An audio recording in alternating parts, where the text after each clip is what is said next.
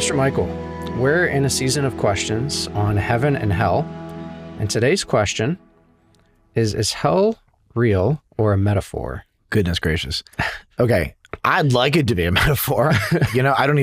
Just the thought of hell, like the more you kind of just intake scripture's teaching on it,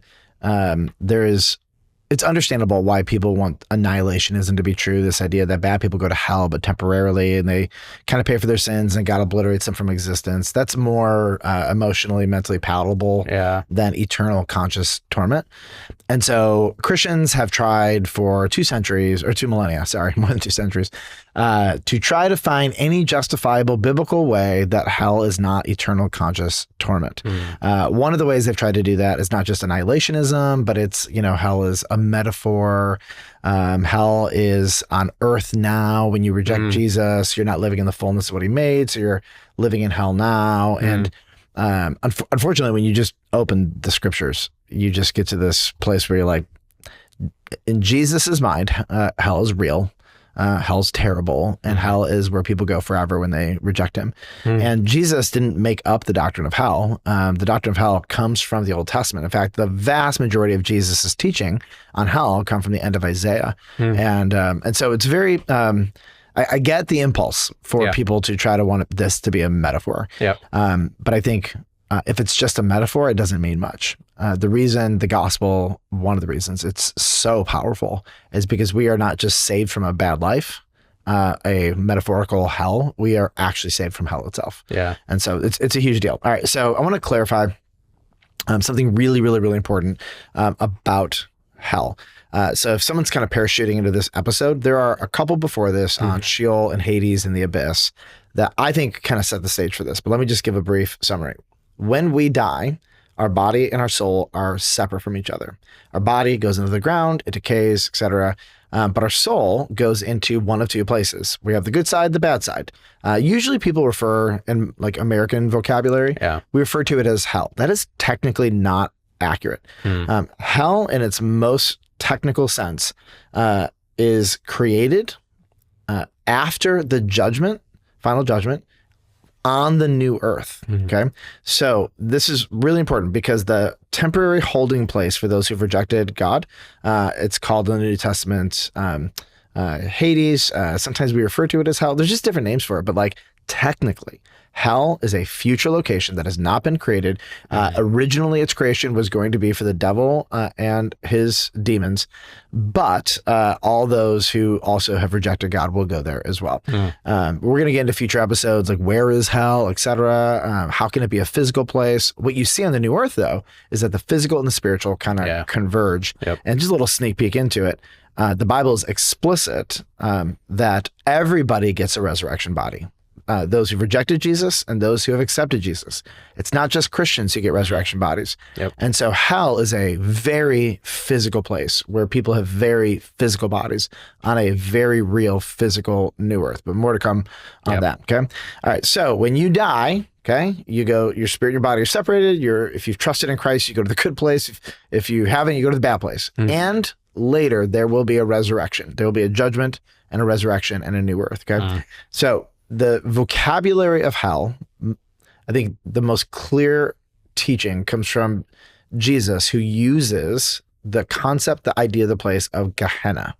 And so I think it would go well for us to just kind of talk about what Gehenna is, because this is kind of where people go when they say, look, it's not a real place, it's an analogy. Okay. So Gehenna has kind of 3 levels to it. And here's the first. Gehenna was, in Jesus' day and before, a very real physical location. It was essentially a fire pit where it was just constant burning all day long, trash, dead bodies, etc. It burns day and night. It's really interesting because the ancient Israelites, this is where the Canaanites would sacrifice their children to Moloch, right? It has a very long, sordid history of evil happening in this place. And so when the Israelites came back, they kind of repurposed this place as like an ever burning trash heap. Okay. So you would always see smoke, right? The smoke never ends. The fire never ends because there's always just things to burn, right? Yep. And then apparently it was such that the wind wouldn't blow it back into the major cities. It would kind of take it away and you wouldn't have to deal with it. So number one, Gehenna is an actual real place. And if we just stop there, then you could say, yeah, it's a metaphor, but the way it's used, it doesn't stop there. The second thing is that it is a metaphor for hell. If somebody dies and goes to hell one day, right, they're not going to go to Gehenna. Okay. Yeah. Jesus actually uses Gehenna as just a meta. He just swaps the vocabulary. So instead of using the word hell, he just uses the word Gehenna. And Gehenna is going to be very similar to hell. There will be fire. There will be burning. There will be smoke. It will be a place of destruction. Jesus kind of adds this little like nuance to it that he gets in the book of Isaiah, that the people will never be fully burned up. It's a place of constant burning, whereas the trash is kind of fully burned up. But in Jesus' teaching of hell, the fire is always going, the worm is always eating them alive, but they never die. It's just a constant, perpetual, indefinite place of suffering. It's an awful picture. It's a really awful picture. And so when Jesus refers to the afterlife, he'll kind of use this as a metaphor, as a synonym.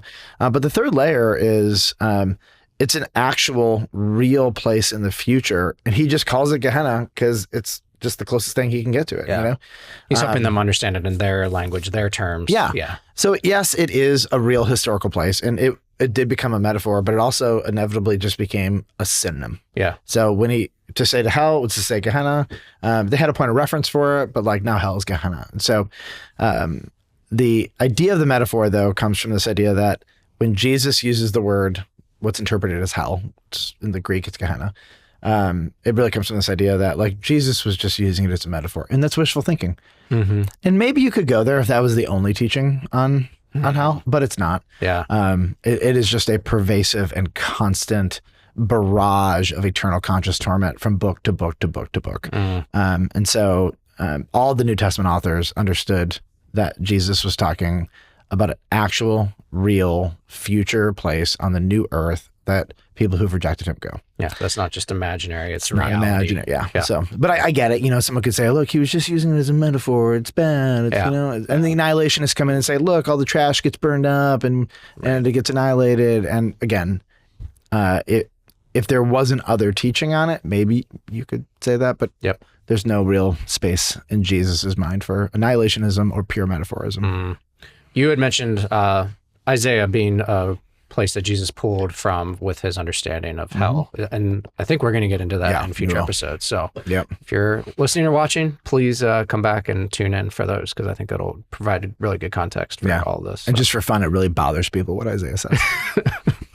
Well, that's going to be great. People, be wonderful. Yeah, people are going to really tune in. Well, thank you. And this is, again, a cool dive into all this. And it's not always like easy information to hear. Like you said, it's not always palatable, but we're teaching the word and we're teaching what Jesus taught. So more to come. Yeah. Thank you.